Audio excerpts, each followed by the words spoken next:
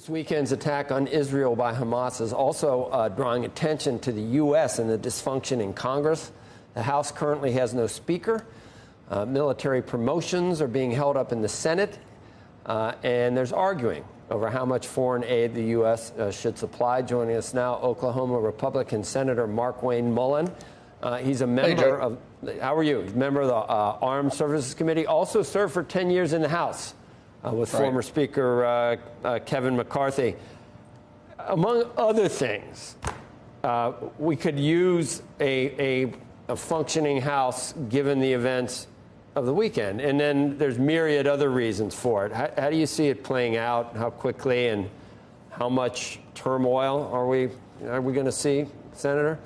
Well, Joe, I'm hopeful that the House will get this resolved pretty quick. Kevin McCarthy, who is a very dear friend of mine, should have never been removed from the House to begin with. Matt Gaetz and these 8 that joined with the 208 Democrats to oust a Republican speaker was just poor timing on their part, just because they wanted to promote themselves. Now we have a very dysfunctional Congress, which we need a unified Congress to make sure we're addressing the threats around the world, which we see with Hamas, that's backed by Iran. And this isn't a time for in-house fighting. This is a time for unity.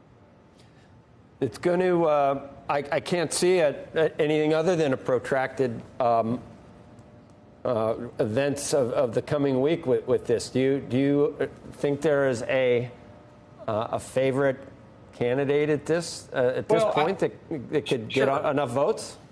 Yeah, Joe, I think the House is kind of coming to a census right now.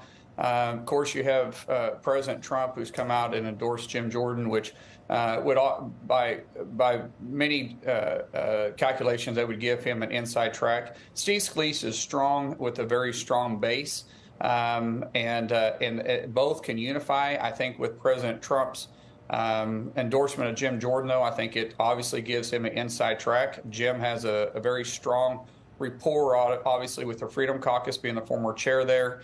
He was also a very strong ally in the latter years of Kevin McCarthy. Of course, they had their differences in the beginning, but they really put those to bed and worked strong together. As you saw, that Kevin McCarthy put him as chair of his Judicial Committee, and he took a very strong stance as that chairman. And so I think Jim probably has the best opportunity right now, but we'll see. I really hope that this is resolved come Wednesday, and we can really start focusing on the threats around us.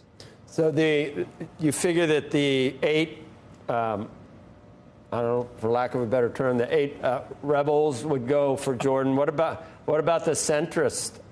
Well, and that's where I think Kevin McCarthy can play a little bit of a role here. Jim Jordan, with his friendship, true friendship and strong defense of Kevin McCarthy, towards the end spoke well to us, and I mean us as friends, very strong friends with Kevin McCarthy, and then also what we call the Tuesday group. The 8 carry no sway. They are completely irrelevant in our conference. They'll vote how the heck they want to vote right now. But what they did was unexplainable and unexcusable. And so remember, it was 8 that joined with 208 Democrats, not the rest of Republicans. So these 8 have already dug their bed and cover themselves up. They're going to do what they do, and I could care less where they move from here. There are some articles we've been talking about this morning, and it's seen as a complete long shot, but there's a Politico piece. Centrist GOP effort to reinstate McCarthy picks up steam after the events of the weekend. There have been endorsements already. Different House members have made endorsements.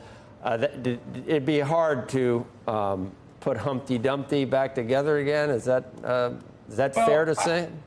I think it's fair, but I would love to see Kevin McCarthy back as Speaker. I think it's going to be tough, but you could see if they get to Thursday and they can't get a consensus between Jim Jordan and Steve Scalise, where the momentum for Kevin McCarthy to come back could be put in place. I think it'd be very hard for those 8 to turn back around and support him. Maybe those 8 would just say present, and maybe that would be where the conference can come together. But I would say that if there's not a speaker elected by Thursday evening, Kevin McCarthy would be obvious a choice to come back in and possibly take the gavel again. I do think, Joe, that's far-fetched, but I would love to see it.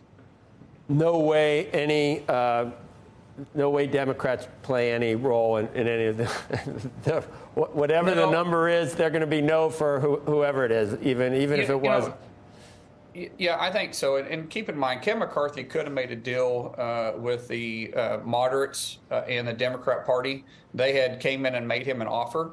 And I know it for a fact, and I know it's been reported too. And Kevin is very pointed about it and just said there's zero chance that takes place. I've been held hostage by Matt Gaetz and these few over here. There's no way I'm going to be held hostage by the Democrats at this point. So I don't think there's going to be any chance they play any role in this moving forward. They're loving what's taking place for political gain. And keep in mind, Joe, people will hurt you a lot to gain themselves a little in politics. And so the Democrats do nothing more but want to hurt even and leak coals on the fire that's already burning in the Republican Party. And they're loving what's happening. We played right into their game. So we can't really blame this on them. It's our fault.